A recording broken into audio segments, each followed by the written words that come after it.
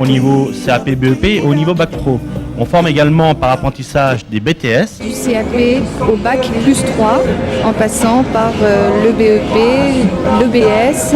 Donc déjà, en sortie de 3e, j'ai fait un CAP BEP en vente tout court et donc j'ai eu mon examen. Je suis arrivée deuxième meilleure apprentie de France et donc j'ai continué ma formation. Et donc j'ai trouvé un Bac Pro commerce et services.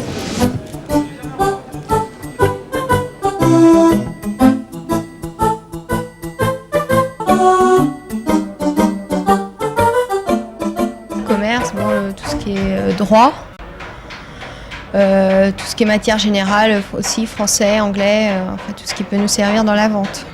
Comptabilité.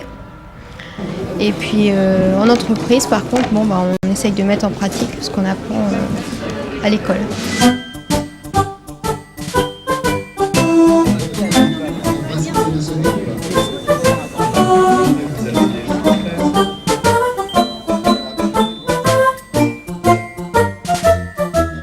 On a alternance en entreprise et au CFA.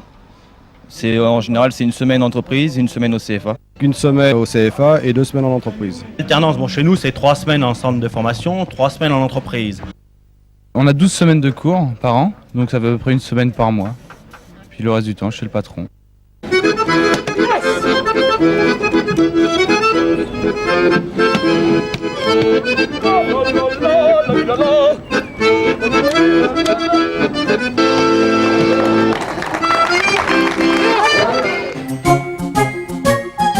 Au début, quand on arrive apprenti, on commence le nettoyage, on fait un peu de plonge, on regarde.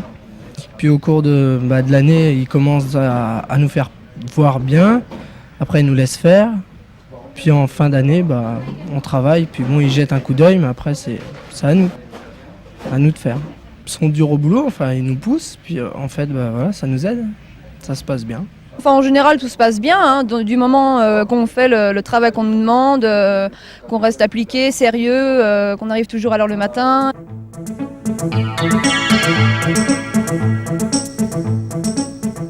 On va tout de suite avoir une application concrète des choses qui vont nous être apportées au niveau théorique. Quand on sort de l'enseignement général, justement, il y a trop de théorie.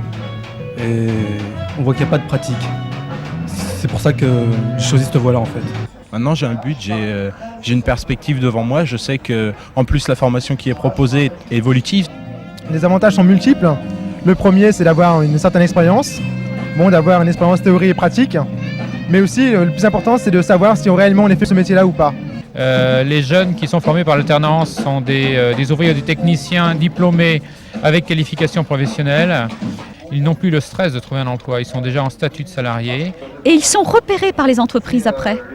Je pense que l'apprentissage est assez valorisant car il permet d'acquérir une expérience professionnelle qui, je pense, à l'heure actuelle est quand même assez recherchée par les employeurs. Et ça porte bien son nom, c'est un apprentissage, c'est-à-dire qu'on apprend un métier mais on apprend également le monde du travail. Et on a des contraintes comme tout ça et on rentre dans la vie active en fait.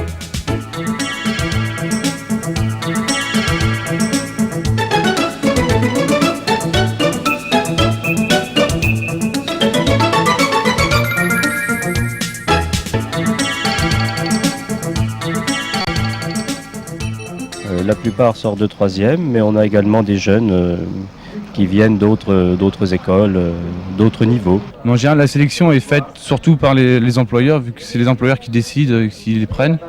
En général, il faut un niveau 3e pour arriver à suivre. Et on s'aperçoit que de plus en plus, les niveaux montent. Les niveaux de demande montent.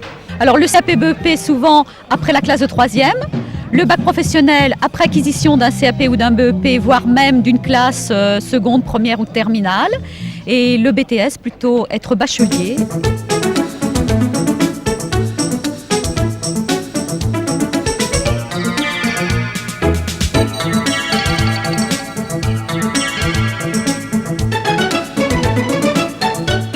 Globalement, les jeunes se retrouvent en entreprise horticole à 75-80%. Personne qui veut se bouger, le jeune qui veut se bouger aujourd'hui trouve du travail facilement. Même quand on dit qu'il n'y a pas de travail dans nos professions, c'est pas vrai, c'est faux.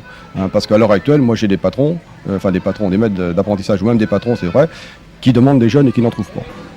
Il y a du travail, dans notre profession il y a du travail.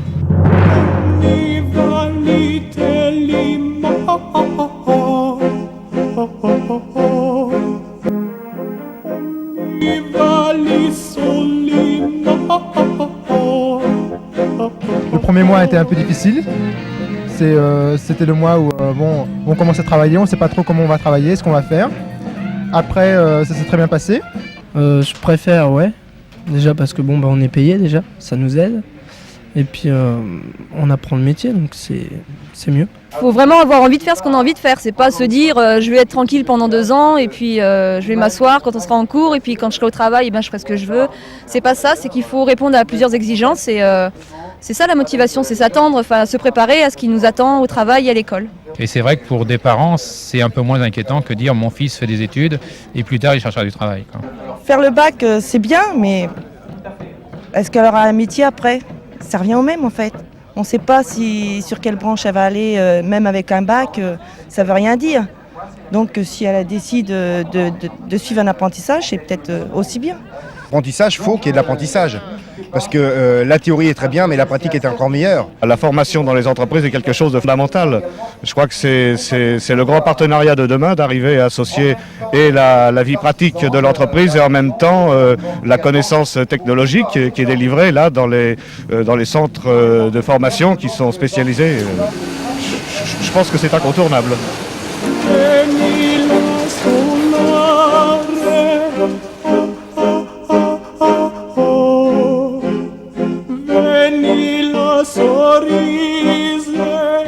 D'acquérir de bonnes bases quand même au niveau scolaire et après de s'orienter vers le monde du travail.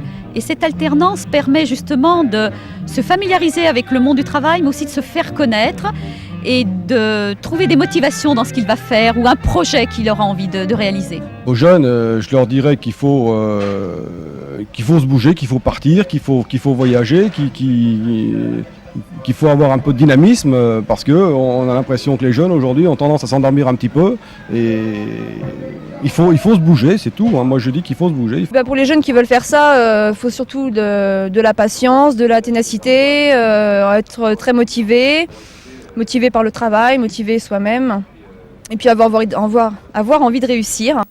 Voilà. Je leur dirais que déjà de venir nous voir, donc ça pourrait déjà les aider, se prendre des renseignements. C'est sûr que de nos jours c'est pas facile, mais s'informer. On propose beaucoup de formations, même sur ce village des métiers, il y a plus de 150 diplômes différents, donc il faut bien prendre le temps d'examiner toutes ces formations et de bien peser le pour et le contre, et je pense qu'on peut relativement facilement trouver sa voie quand on a toutes ces cartes en main.